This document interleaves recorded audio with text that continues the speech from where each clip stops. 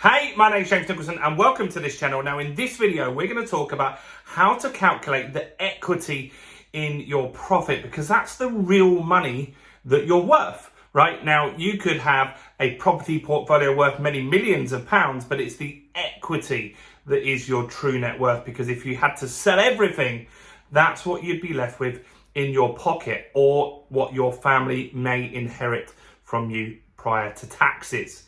So this video, we're going to talk about exactly how to work out the equity. It's an exercise that I like to do monthly. You might like to do it once a year maybe. But also this channel, I just want to quickly tell you what this channel is all about. It's all about my investment journey, and we want you to join us on the journey together. I'm building my portfolio at the moment. As well as that, we're building a portfolio for my two daughters. We've got Georgia, who's 21. We've just bought our first property in Doncaster. Next week, we're going to get our second property. Finally, we're going to be able to show you that property in the south of England, and my little baby Amelie. So to join us on the journey together, pick that finger up, smash that subscribe button over there, guys. It won't hurt you. Smash it. Go on, do it right now. Hit the subscribe button, hit the bell, and you'll get notified of all our new content. So, equity. How do you work out the equity in your properties? Now, this is something that I do quite often. As I said, I like to do a net worth analysis every single month.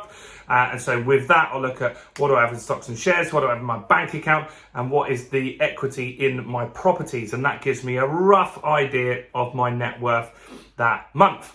And so that's something that I keep a track of. Sometimes it will go up. Well, more often it will go up, but sometimes it might go down as well. I might have a lot of outgoings that particular month, or maybe the property market goes down slightly at certain times. So let's think about this. When you purchase a property, you will already have some equity in that property, right? So you might purchase a property like I have in Doncaster. Let's just say it was £100,000. And if you bought it on a buy-to-let, the bank will only lend you 75, so you've got to put in 25k as a deposit, right? Just keep this nice and simple. That means you've got £25,000 in equity in that property from the get-go, right? Which is pretty good. Now, if you were to sell that property, you'd have a few taxes and stuff like that on there, but you'd get 25 grand in easy terms back in your pocket. So that money doesn't disappear anywhere. Where if you buy a depreciating asset like a car, you put a deposit in and the car is going down in value, and so if you sold the car, you might not get back all the money you put in. And so that's the difference here with property. Now, over time, house prices do what, guys? They go up, right? They rise. And so on average, since 1066, which was a long time ago, I was a little wee baby back then. Now, in 1066, they started noting down the value of houses in the Domesday Book. And since then, every 10 years, house prices have doubled.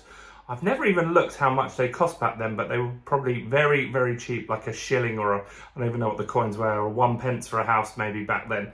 And so, but every 10 years, the house prices have doubled, right? I bought my first property in 1999 for £45,000. A studio flat, that's now worth £250, right? That's crazy, right? And that's in 22 years, it has gone up 5 times in value.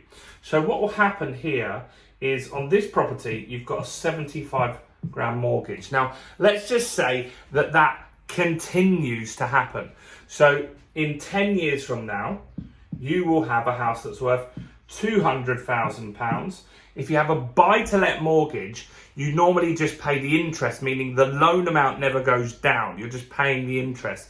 So you still owe them 75 grand here. So that now means that you've got an equity at this stage of £125,000. So we've gone by the new value in 10 years, and we've taken off the mortgage that we owe, because that's not equity, right? We owe that money. We've got to pay that back at some point. So the mortgage is 75 grand. Now we've got £125,000. Now that's pretty good, isn't it? You think about that.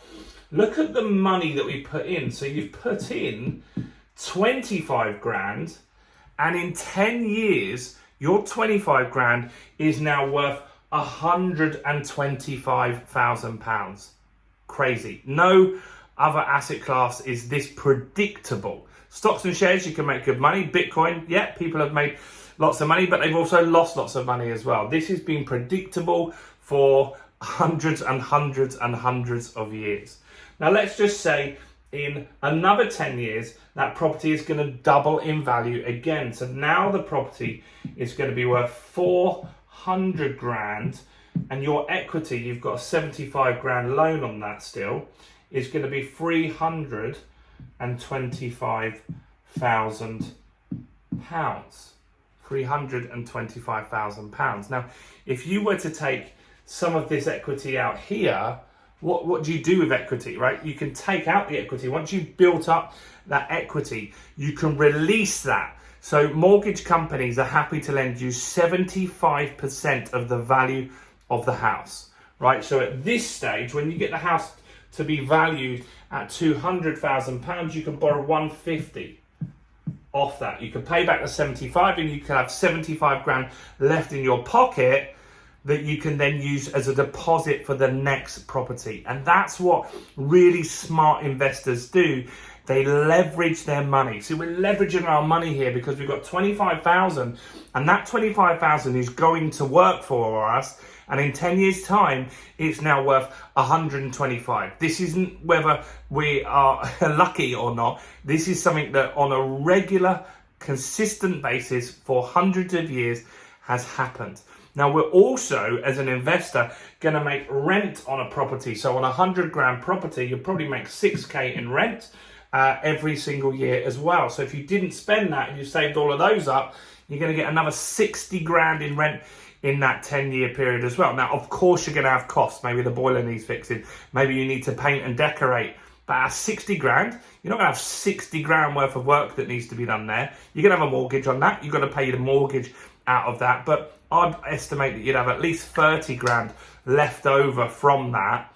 And out of the 30 grand, there is no way that you're going to get 30 grand worth of stuff to be done to it if you buy the right kind of property. So releasing equity is one of the better strategies to really leverage your money and push your portfolio forward really, really fast. And that's what I've done to make a multi-million pound portfolio. That's what I'm currently doing this year. And that's where I've invited you along to join us on that journey together. And so lots of people are sitting on tons of equity. It isn't very good being equity in there. Paying off your mortgage isn't the smartest thing to do either. You want to leverage that money and buy more income producing assets. I'd love to know your thoughts on that by your comments below. Do like this video, guys. It will give you really a great pleasure to hit that like button and watch it turn blue. So smash the like button over there. And if you want to join us on our live event we're launching in London very soon, then in the description of the video is a link. And if you click that link, then you can put your details in and grab a free VIP ticket to that event. I'd love to see you there. So do go and check that out. Check out all the other videos on the channel and go and check out this one right here.